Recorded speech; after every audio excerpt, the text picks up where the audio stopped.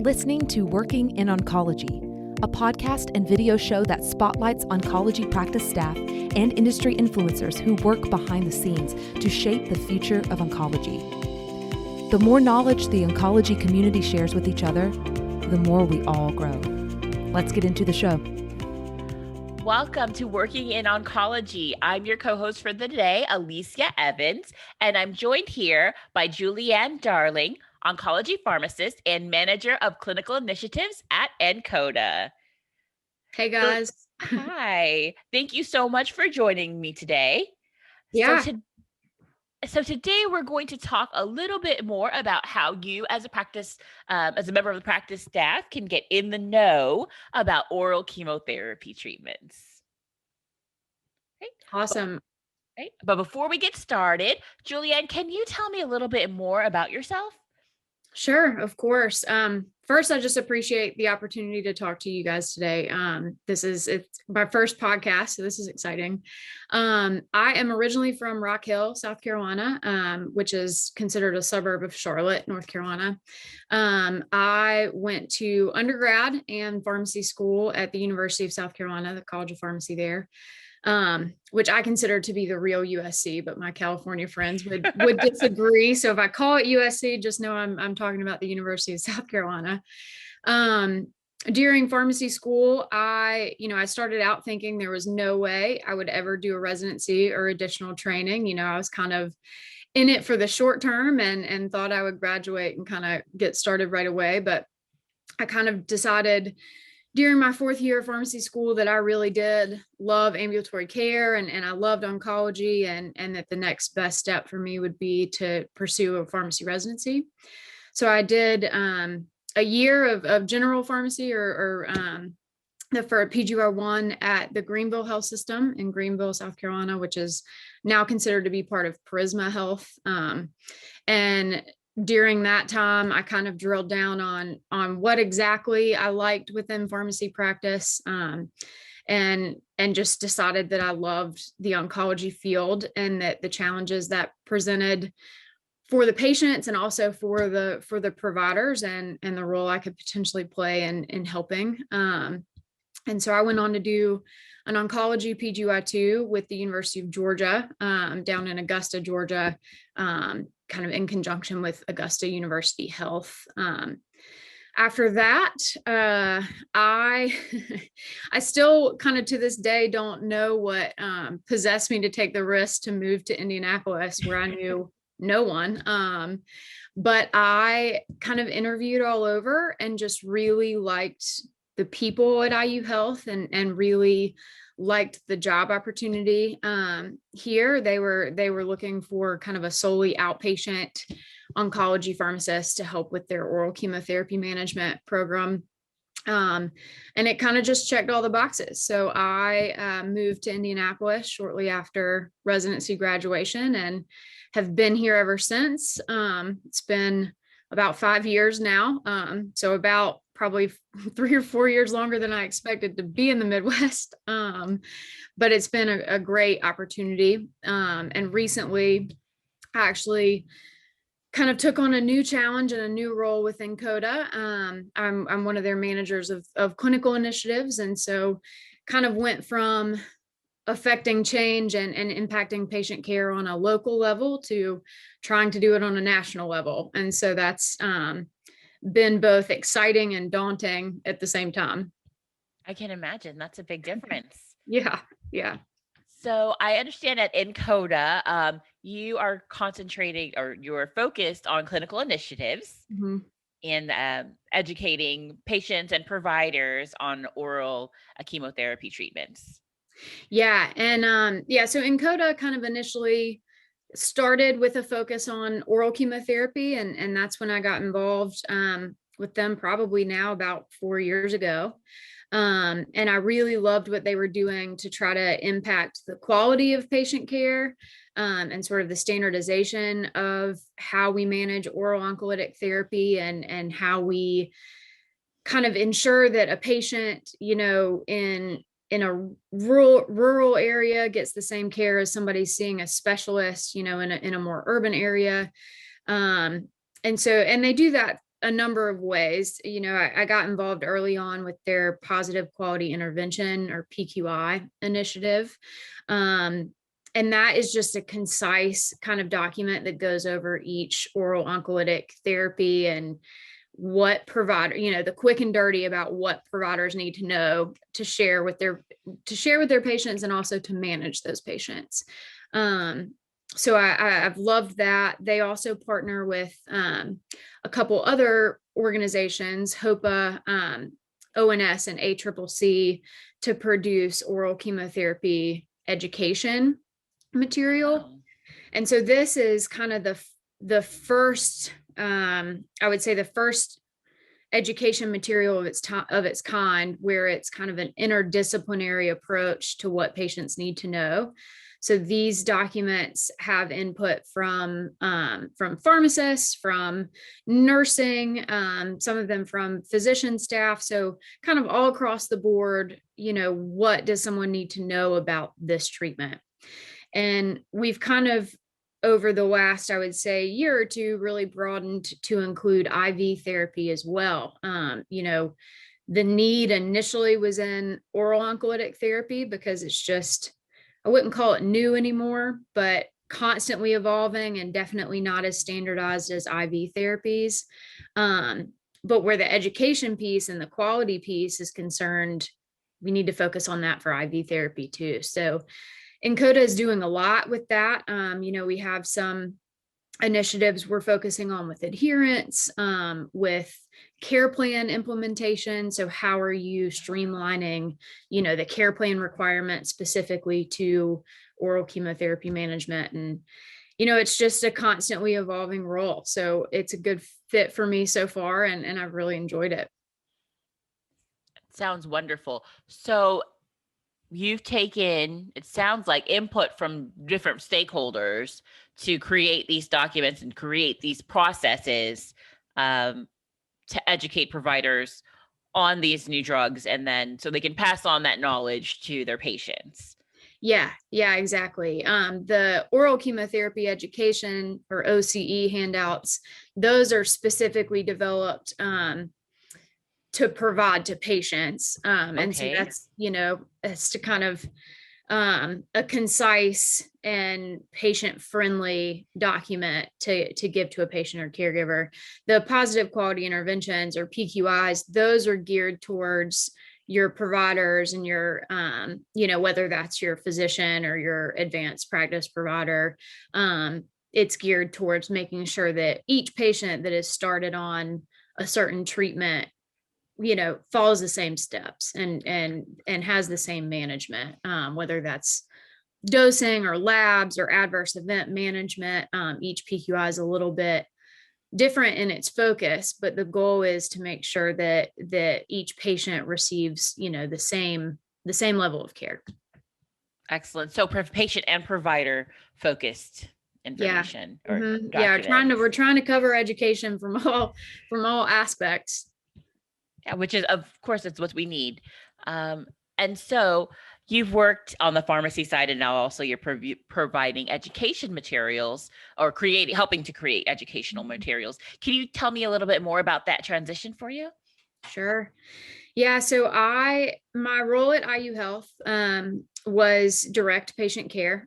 So I was my office was in clinic. The providers would kind of grab me, when they had a question about oral chemotherapy, whether it was related to access and financial assistance, which I have to give a shout out to our pharmacy technicians. We had an awesome team of pharmacy techs that worked on that. So Kelly Zimmerman and Kevin Walker, if you guys are listening, you guys are just the best. But in clinic, if a patient showed up and had questions about how they were going to get a drug, or, how they were going to pay for a drug, or needed, more robust education surrounding that therapy, that's kind of where I came in, or where our team came in.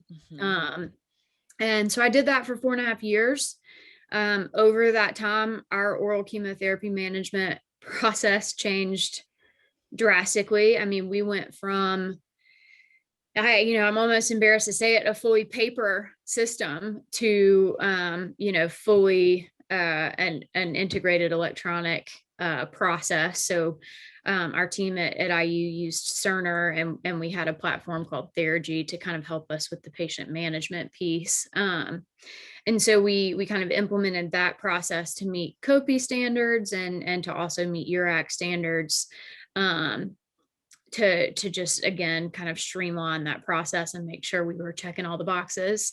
And we went from managing, I would say 100 to 200 patients to, when I left, it was probably somewhere between 400 and 500 plus. I'm not sure what they're at today, but we really tried to work on getting that process as thorough and as patient friendly as possible. And once we kind of got to a point where that process was efficient and kind of a best practice, we felt, I kind of got antsy for the next challenge. And so I think I'm kind of always looking for those things that can improve and how we improve them. And not to say the process was perfect, but we had gotten to a point that I was comfortable with and that I was proud of, and that our providers really appreciated. And so then I kind of started looking for something else. And so this transition has been, it's very different than what I was doing. Now it's more project management, not any direct patient care. Fortunately, I still have patients that text and call me, so I haven't completely lost touch. But it's definitely focusing on larger processes and bigger picture things than the sort of granular local level. So I would say I'm still adjusting. I've only been in this role for 2 months, but so far, it's exciting to see what NCODA is working on and looking to the future and thinking about.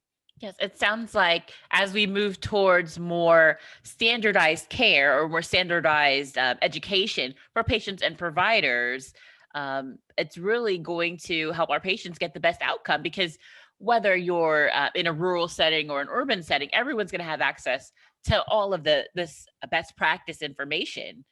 Right. Yeah, we would hope that kind of in doing what we're doing between, the OCE handouts for education, the PQIs for quality practice, and then, there's another arm that's our treatment support kits, where if patients get all three, or, the providers are kind of providing all three or following some of those steps, then we know their outcomes are going to be improved, because, otherwise it's a little bit disjointed. Every practice is doing things a little bit different. Every provider within each practice is doing things a little bit different.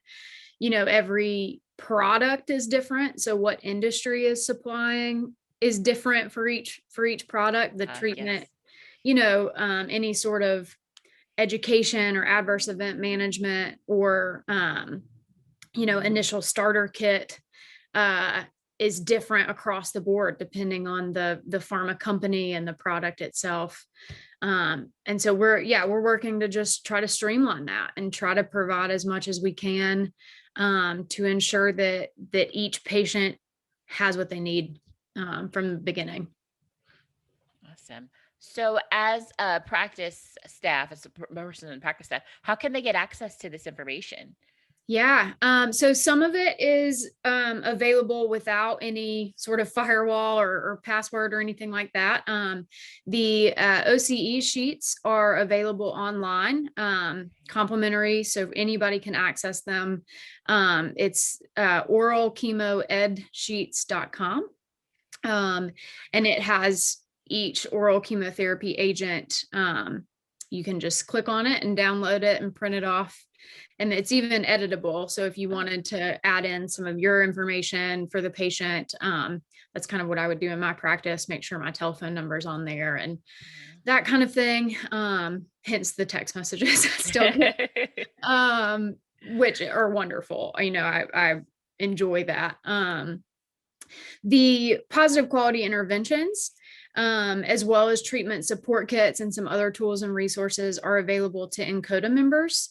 And NCODA membership is complimentary. So if you go to our website, NCODA.org, you can register.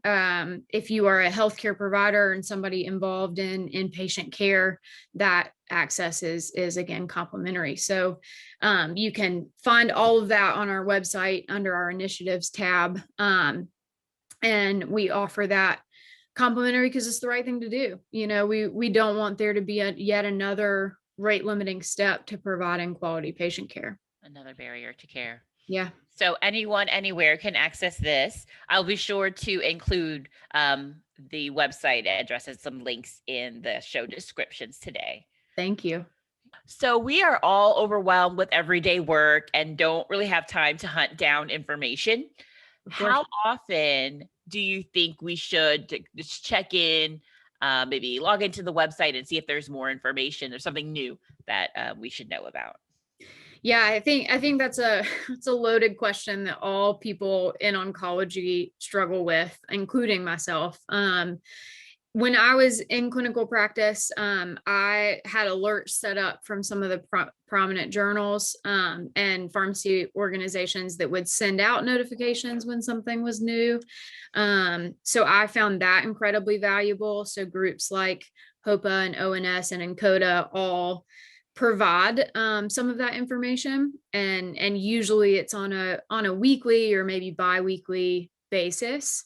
And so that helped me stay on top of things. I mean, it's largely very dependent on what your role is. So, you know, if you're in a very subspecialized position, you may just need to check in on, you know, guideline updates and that type of thing, you know, every month or two, you know, because if you're in a subspecialized role, you're going to be probably pretty privy to whatever new thing comes up pretty quickly. Mm-hmm. But if you're in a generalized role or kind of a role like mine, where you're looking at all oral oncolytics or all IV therapies across all disease states, it can get overwhelming quickly. So I would highly recommend becoming a member of whatever organization, you know, fits your needs, because most of them do provide member updates regularly. And I find those to be valuable, just to skim them and make sure there's nothing that pertains to me or that I need to read further into. Got it. So maybe we can use technology to kind of take over that, to replace that legwork, sign up for newsletters, and then set alerts. Yep. I think we have to use technology. I think it moves too quickly not to. Oh, absolutely. So from your time in practice or direct patient care, do you have any tips or best practices about around communicating with patients about their medications? Yeah, I mean, so patient education is something I'm very passionate about. I think it's how I ended up in this role with NCODA in the first place. We have to slow down. I think that's the first step. Really trying to slow down and empathize with what that single patient is dealing with and going through. I think people that work in oncology can often get, you know, somewhat used to talking about these topics and that it's just our normal day-to-day life, but to this patient, it is new and it's something that they're not familiar with. And so I would say the first step to any quality patient education is stopping the other things that you're doing and stopping, you know, yourself from thinking about, you know, what you need to get done before the day is over, and really focus on what do you need to tell this patient here in the next half hour, and really try to ensure that they aren't perceiving you to be rushed or to be distracted, and that you are there for them, and you make that clear, whether that's, you know, a telemedicine visit, whether it's over the phone or whether it's in person. I think you can always make sure that they know you are focused on them and there for them. And so that's the first step. I mean, otherwise, I would make sure you are using a great resource that ensures you cover all the bases, from, you know, drug name and dosing, all the way to, common adverse events and how they manage them. And again, I would obviously be an advocate for the OCE sheets, but even if you're using something that is, say, homegrown to your institution, just making sure that you have a guideline and mentally know exactly what you need to cover, and that it's the same, for every patient. I think if you get into the habit of winging it, you're going to miss something no matter how long you've been doing it. So ensuring that you have a good resource to utilize. And then I think making sure that they have follow-up contact information is one of the most crucial pieces. I mean, because that patient, no matter how bright they are or what their profession is, or how many family members they have there with them, it's overwhelming to be educated on some of these things and to hear all of this at once. So making sure that they have all the appropriate contact numbers and emails and whatever method they can reach you, after the fact, I think really allows for better care moving forward. Absolutely. And are there any best practices outlined in the NCODA materials? So maybe a guide or pocketbook or pocket guide, anything like that? Yeah. I'm glad you asked that. So there's a couple of things I would reference. NCODA partnered with ASCO, the American Society of Clinical Oncology, to create a best practice standard for medically integrated dispensing. So I would certainly reference that if you are in a dispensing pharmacy, and if you're somebody that is really involved with oral chemotherapy, whether it's a provider, a nurse, a pharmacist, social work, I would refer you to those standards. And on a drug specific level, I would make sure to refer you to the positive quality interventions. I think whether you are a provider in clinic or whether you're a pharmacy technician calling a patient to follow up on something, I think those documents are a very useful kind of quick reference for whatever drug you're looking at. Got it. And all of these are provided complimentary on the website? Is that included in? Yes. Yep. Oh. Yeah. And the NCODA and ASCO guidelines, I believe those are on our website. I am not exactly positive where on our website they are, but you can just Google those. They are on the ASCO website as well. Got it. I will research that and I'll make sure we have the link. Perfect. We'll make things easy. Awesome. Wonderful. So we have talked quite a bit about patient education, and that has changed a little bit due to COVID. We're communicating with our patients a little bit differently. Can you speak to any changes that you have experienced in the last year? I see you're working from home. Yep. Yeah.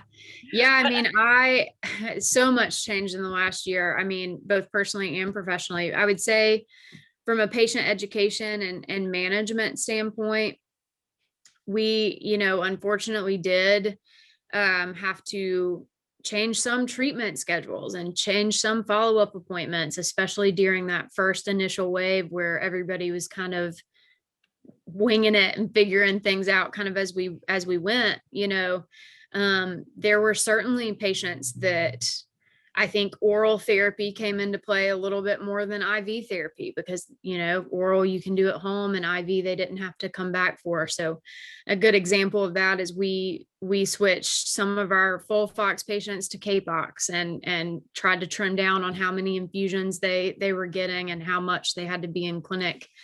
And so that was kind of a wild time. I think every physician and pharmacist and nurse was kind of at a different level of comfort, and every patient was at a different level of comfort. So it was very, very, patient specific interactions and provider specific decision making. As time went on, things got much more streamlined. I think we were able to, IU Health had a committee that was sort of dictating some of the things that needed to happen as far as telemedicine and who comes on site versus who doesn't. And from a pharmacy standpoint, we were obviously doing a lot more education and follow up over the phone. And so there's pros and cons to that. It's from a time management standpoint, a lot easier to call somebody than to block off time, to go make sure you're seeing them in clinic. But from a impact standpoint and ensuring that the patient is paying attention and actually taking in what you're telling them, it's harder over the phone. So I would say that was kind of a double-edged sword. It's hard to say whether or not that was actually a positive thing or whether it was a negative thing. I think in years to come, we'll have a lot more data about how COVID has impacted cancer care and oncology outcomes, which I'll be interested in. I think we already have a little bit of that in showing that patients are presenting with, more widespread disease because they put off screening or they put off coming in initially. So that's heartbreaking. But yeah, I mean, a lot of working from home and a lot of phone calls, a lot of Zoom. So we've gotten used to, the Zoom outfit, which, right now I'm guilty of having on sweatpants, but looking professional on top. So yeah, I mean, it's changed a lot about life and about cancer care, but not all of it has been bad. Yeah. So you're thinking that in my imagination that we'd have a bigger spread because we can do telehealth. So people who are more rural might be able to have access where they couldn't before. They couldn't drive in, it's a far drive. Yeah. But you think that maybe because there's not that face-to-face interaction, while we may be able to do more visits, the impact of each visit is diminished by not being face-to-face. Yeah, I think we need to find a hybrid, right? I think once all of this is hopefully a thing of the past, it would be great to continue to use telemedicine and to continue to utilize phone calls and phone visits to try to cut down on some of that travel and to try to extend our reach, like you said. But I think there still has to be certain time points where it's in person, because otherwise I think there are definitely going to be patients that maybe aren't paying as close of attention, or there's something lost in translation over the phone, or something missed, whereas maybe it wouldn't have been in person. I think that's true for the physician side as well. Talking to somebody over the phone or seeing them on camera, you can, get some information, and it's probably enough for one visit here and there. But you really want to be able to do the physical exam and to make sure they're listening to you when you're going over things, and, that they can consent to what is happening. So I think we'll have to find a hybrid. Absolutely. And I can't wait to see those studies. I would love to see, what did the numbers say? Yeah, I think it's going to be eye-opening, but that's just a hunch. Well, so you have given us so much great information that's available, widely accessible and complimentary. But sometimes, we do get overwhelmed. What do you think is one thing that we can change today or add to our routine to improve our patient communications? One thing to add to our routine. One change. One change. I think the easiest and quickest thing to change is just your personal mindset and your personal focus. So again, I mean, I said this earlier, but really, no matter how overwhelmed you are or how overwhelmed the patient may seem, slow down and really focus on that next 20-minute interaction. I had a good friend of mine a long time ago. I was going through, just a very stressful time, and she said, look, Julianne, you don't need to be focused on 3 weeks from now or even 3 hours from now. Focus on what's right in front of you. Focus on the next 20 minutes. You can do anything for 20 minutes. And so I've really taken that to heart. And, if there is something that seems overwhelming, or there's a patient that, you need to go see, but you are in the middle of a different project, that's okay. Just focus on what needs to be done for the next 20 minutes. And that's all you can really do. There's a lot that we can't control, especially in oncology. So yeah, I think the one thing we probably can change is our individual approach and how present we are with that patient. Excellent. I love it. It reminds me of Frozen 2. Sorry, I'm a Disney person. And there's a song. It says, do the next right thing. Yep. Right? So concentrate on the challenge in front of you. And then when you're done with that task, concentrate on the next challenge in front of you. Exactly. I think that resonates loudly with oncology care. If you get bogged down with what needs to be done and what large process needs to be improved, and you lose sight of what you can be doing right now, that's a disservice to everybody. Absolutely. I appreciate it. Appreciate your insight, Julianne. Thank you so much. This has been a great conversation. For any of our listeners who want to reach out to you for any follow-up questions or just to stay in touch, how should they do that? Yeah, I'm available via email. It's Julianne.Darling@NCODA.org. So pretty straightforward there. And I'm also on LinkedIn and all the social media platforms. So just track me down. I'd be happy to answer any questions. Awesome. I'll be sure to include all of the links that we talked about today. Thank you for sharing your insights. We really appreciate you being a guest on the show. Yeah, thanks for having me. You've been listening to Working in Oncology. To ensure that you never miss an episode, subscribe to the show in your favorite podcast player.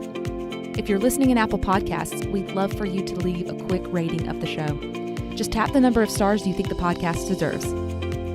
Thank you so much for listening. Until next time.